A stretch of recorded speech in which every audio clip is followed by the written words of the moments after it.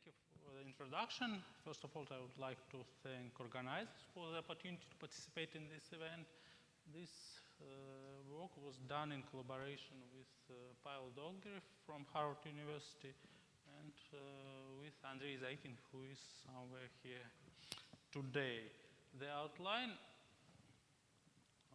of my talk is the following. First of all, I will talk a bit about the Josephson effect. Of course, everybody knows here about it, but I would like to clarify some points which are important for me.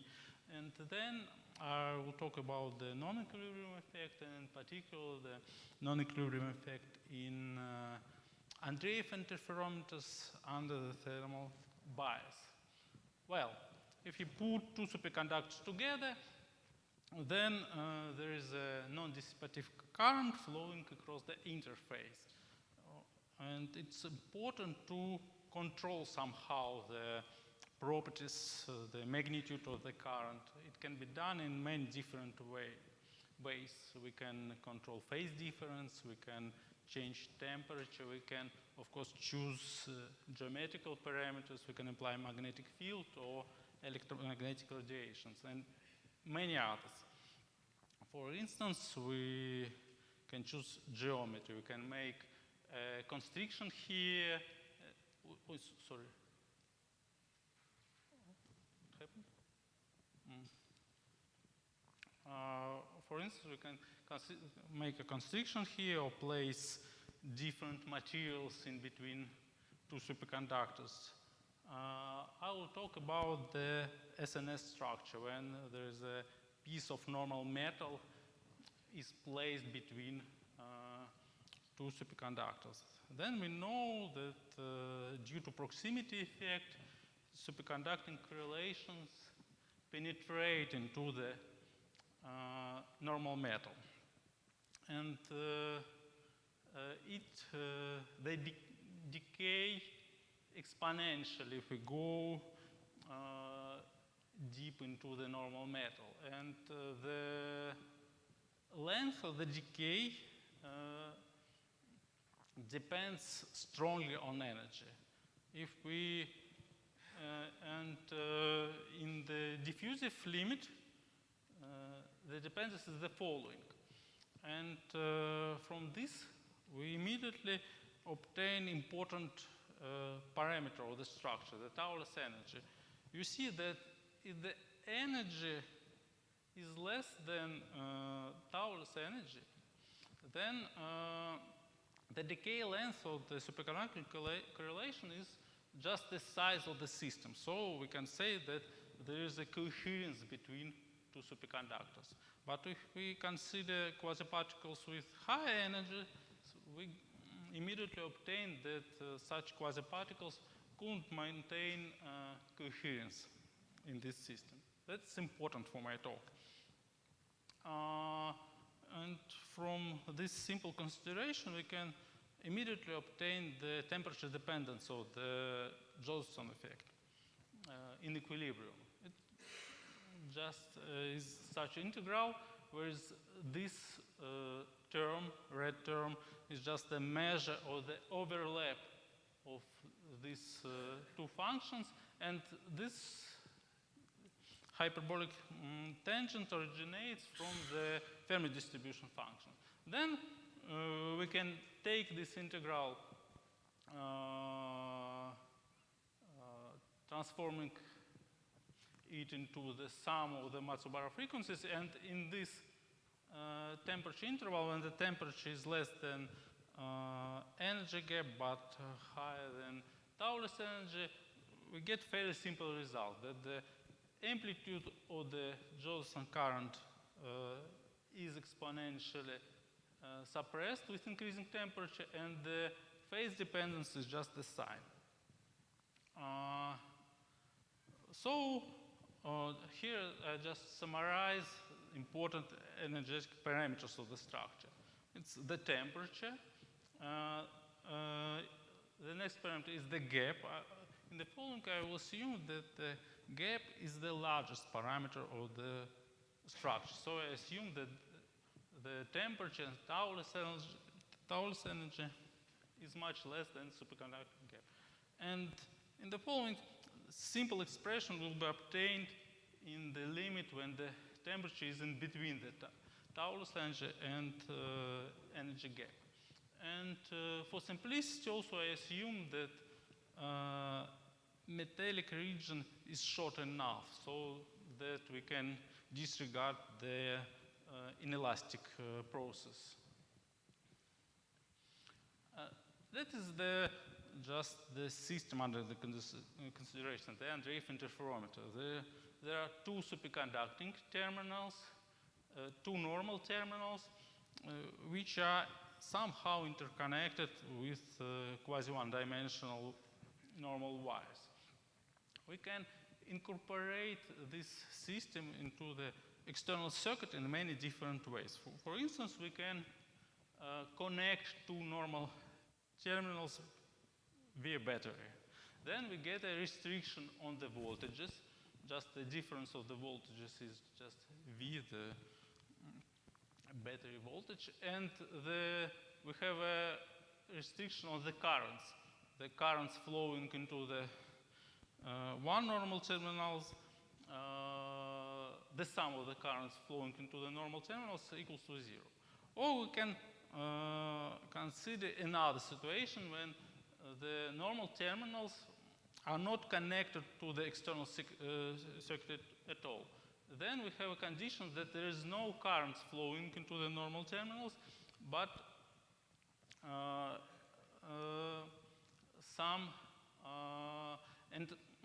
some voltages can be induced there in order to provide these conditions, the absence of the current. Here is just, I show one of the example, well-known example. Here's actually the same structure I showed you before, two superconducting terminals and two normal terminals, and the voltage applied to the normal terminals. And we're asking what is the Josephson effect in such structure. As we apply the voltage, then we should modify the equilibrium distribution function and replace it by this one. And of course, we expect that as soon as quasi-particle distribution function is not equilibrium, then the Josephson effect should be different from the equilibrium one. And it does indeed the case. We have an expression for the equilibrium distribution function, just an integral of the product of the spectral current and Fermi distribution function. We should simply replace the distribution function by the non-equilibrium one. And what is important that the spectral current is the oscillating function of energy, and changing the voltage, we can choose which energies give the main contribution to this integral. And indeed, it was done by these guys. Indeed, changing the voltage, we can control the value of the Josephson effect in this structure, and even get the zero pi transition in this structure. Also, I would like to mention the thermoelectric effect in the Andreev interferometers. If we maintain normal terminals under the different temperatures, we can expect that some voltages induced here. And we can introduce the Seebeck coefficient, just the ratio of the voltage difference divided by temperature distance. And the main surprise here that the thermoelectric effect in such structures with superconducting terminals is much larger than the corresponding normal structure. That is because of the interplay of the conventional scattering and Andreev reflection. I won't go in details here, but I would like to say that even such simple structures such as Andreevinterferometer actually have plenty of non-trivial phenomena. And let's now switch to the main part of my talk. I would like to consider much simpler Andreev-interferometer with the length of the normal wires connected to the superconducting terminals of the same length. I maintain normal terminals under the different temperatures, and I would like to calculate the Josephson current flowing between the superconducting terminals. In this geometry, actually, voltages are not induced. This is because of the symmetry of the system. And this simplifies consideration a lot. I used the approach of the ofthe equation here, which I believe relevant theory for dirty systems. The central object here is the quasi-particle green function. If we somehow solve ofthe equation and find this green function, then we can calculate the current density everywhere in the system.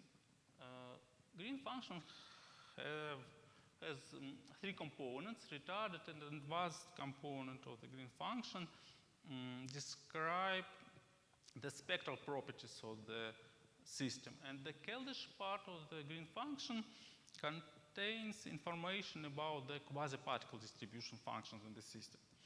And it's convenient to parameterize the Keldysh green function by two distribution functions. If we substitute this ansatz into the ofthe equation, then we get two diffusive-like equations for the distribution functions. Here, dt, dl, and y are some kinetic coefficients. They strongly depend on energy and phase difference in the superconducting state due to proximity effect. In the normal wires, they depend on the energy and phase. And G is spectral current. In the normal state, without the superconductivity, dt in dl simply equals to unity, and coefficient y and spectral current equals to 0.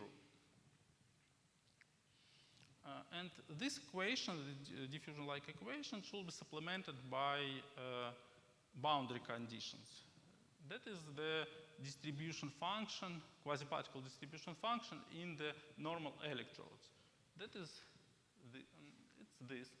And of course, due to diffusion into the, across the system, the distribution function inside the structure strongly deviates from this simple expression. And okay. In the partially symmetric X junction, there's a large simplification, because I said that there is no induced voltages there, so that the HT distribution function equals to 0 identically. And also, again, due to the symmetry, there is no y kinetic coefficient. Y kinetic coefficient equals to 0 in the wires connected to the normal terminals. As a result, these equations reduce to the fairly simple one. In the wires connected to the superconductor, we get just the equation that the distribution function is spatially constant there. And in the wires connected to the normal terminals, we get this diffusion equation. Of course, it can be easily solved in the quasi-one-dimensional geometry, and the result is the following. The result, it's convenient to introduce two parameters in this system. I called them spectral resistance. If we this spectral resistance in general depends on energy and phase difference, but if at large energies dl tends to unity, and this spectral resistance is simply the normal state resistance of the corresponding wire. So we can say that this spectral resistance is just the resistance of the wire at a particular energy. The energy dependence, again, arises due to the proximity effect. And then we can just write, solve the equation and write the distribution function inside the system in this form. You see that it is weighted sum of the equilibrium distribution functions with some weights which depends on energy and phase difference. It's convenient to rewrite this expression in the form where the weights are not energy and phase dependent. It can be done, but the additional term appears here. It's function W. Actually, we can't evaluate the function W, but it's again some combination of the spectral resistances. What we know about this function, that it is even in the energy and phase and rapidly decays when the energy exceeds the Thouless energy. So now we have all ingredients to evaluate the current. Sorry. We just have this expression for the current. We should substitute here the non-equilibrium distribution function. As a result, we get three terms. Integrating this term, we get just the equilibrium Josephson current evaluated at the temperature T1. Integrating this term, we get again equilibrium Josephson current evaluated at the temperature T2. I call these two terms as just quasi-equilibrium contribution to the Josephson current. And the last term is just the integral over this term. It's the essentially non-equilibrium contribution. And what is important, I will show you that the temperature dependence of these terms are very different. You see that integral representation of this term looks like similar, while the temperature dependence should be very different. But actually, there are one important difference between these two expressions. The point is that the spectral current G is actually a real part of the analytic function in the upper half plane. But from the other hand, the function W have no any particular analytical structure anywhere. And that is the essential point. Evaluating this integral, we can use Matsubara technique. And in the temperature interval, when the temperature is much larger than Thouless energy, we immediately get well-known result that the equilibrium Josephson current exponentially decay with the temperature. From the other hand, we can't use a Matsubara trick here in the non-equilibrium term. In the leading order, we can simply expand the hyperbolic tangent in Taylor series, and in the leading order, we get this very simple result. So without actually any particular calculations, we get the temperature dependence of the non-equilibrium contribution. And we see that instead of the exponential dependence, we get just one of the T dependence in the non-equilibrium contribution. It's actually the main point of my talk. You see that non-equilibrium contribution in the thermally biased junction can be much, much larger than the equilibrium one because of the different temperature dependence. That is indeed the case. Using some dirty tricks, we can actually evaluate the function W and find the phase dependence of the non-equilibrium contribution and the prefactor here. And you see what is important, that non-equilibrium contribution first depends on temperature only as 1 over T, has quite unusual phase dependence. And the third, the sign of the non-equilibrium contribution depends on the geometrical parameters. So changing the geometrical parameters of the structure, you can change the sign of the non-equilibrium contribution to the Josephson current, or just changing the temperature. You can also change the sign. And that is important. Here's the shown the result of the numerical calculations using just Thouless equation without any approximation and our formulas. You see that at low temperatures, quasi-equilibrium contribution to the Josephson current dominates, but that is the temperature dependence of the critical Josephson. That is the critical Josephson current as a function of T2 when the temperature T1 is fixed.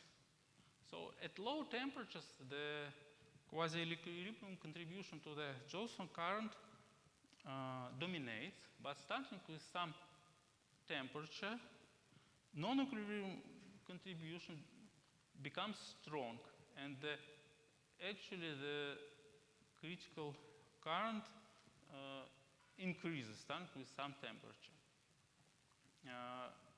Here I plot the dependence when the length to the first terminal is larger than the length of the wire to the second terminal. In the opposite situation, we get a similar picture, but now the sign of the non-equilibrium term is opposite. So at low temperatures, when the T2 is low, we get this black curve for the current phase relation, and we see that just conventional, slightly modified sign dependence. But when the temperature becomes higher, then we see that the junction switched to the, I said, almost pi state.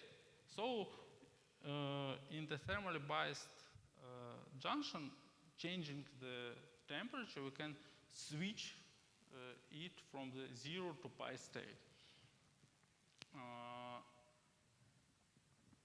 Actually, we can generalize these results to the Andreevinterferometer or the general geometry.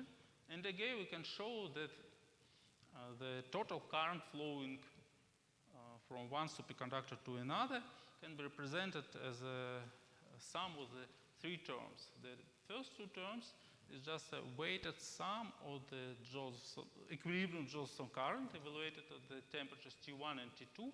And the third term is essentially non-equilibrium contribution. And again, we can show that the non-equilibrium contribution has this particular one of the T dependence, which again can dominate the equilibrium contribution at large enough temperatures. And for X junction of the general geometry, so there is no restriction of the length of wires, we can obtain this approximate result, which shows that the sign of the non-equilibrium contribution again can be controlled by the temperature or the junction geometry, and has this particular phase dependence. And what's important that this function P1, it's just a universal function, doesn't matter, but it can be large. What I can say that tuning the geometrical parameters, you can enhance even larger the non-equilibrium contribution, so that it can be observed at lower temperatures. So this effect of the thermal bias can be larger. That is the summary. We proposed a new type of the junction, thermally biased Andreevinterferometer, which can be parameters of the junction can be tuned by the temperature. And we find it's quite unusual that changing the temperature, we can switch with junction from 0 state to the pi state. And what's important, the temperature dependence of the Josephson current is 1 over the T, the dependence of the non-equilibrium correction. So one can think about the situation that in the equilibrium there is no Josephson effect. It's negligibly small, but applying the thermal bias, we can obtain Josephson effect in this system. Thank you for your attention. Thank you. So the talk is open for questions.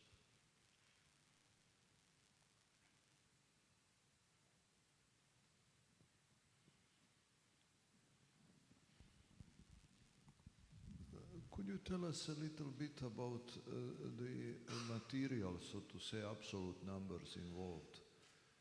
Bias, how many Kelvin and current of how many amperes? This, for instance, you have all in this ETH measure, which is what I mean. This is just conventional Josephson junction, so it depends on how to prepare it. Here's, you show that in this partially symmetric junction, non-equilibrium effect can be observed if the temperature is about 50 of Thouless energy. So you should quite long. Okay, but that is precisely my question. When I look at this figure, 50, how many Kelvin should I imagine is this 50? Also this 10 to the minus 4, how many amperes should I imagine in a real device this would be? If you actually made such a device, you would be dealing with kelvins and amperes. And I'm just asking to translate this graph into an actual laboratory measurement. What numbers I should expect on the two axes in Kelvin and ampere? Oh, of course, if you have a critical temperature of the superconductor about, say, 1 Kelvin, then of course you here at sub-Kelvin temperatures. And if I have, say, 39 Kelvin, like magnesium diboride, then what is 50 here? Well, I will say that for simplicity here, we consider the situation where the temperature is much less than the superconducting gap and much larger than the Thouless energy. But actually, the first restriction that the temperature is much less the superconducting gap is not too restrictive.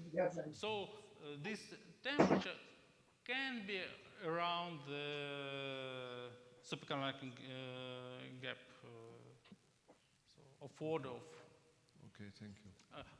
Just the condition that the temperature is quite low allow us to disregard the overgap contribution to the current. If your temperature is large enough, then we should take into account that. But I believe that the non-equilibrium contribution to the current, which is 1 over the T, still be there. So, is it possible to calculate the thermophase-Seebeck coefficient in this geometry? People have calculated it in like the thermophase-Seebeck coefficient. Can you calculate means for this geometry? Because people have calculated it for simple Josephson junction. If there is a thermal bias between, so you This can. one, I don't know, sorry. The question is that is it possible to calculate a thermophase Seebeck coefficient for this geometry?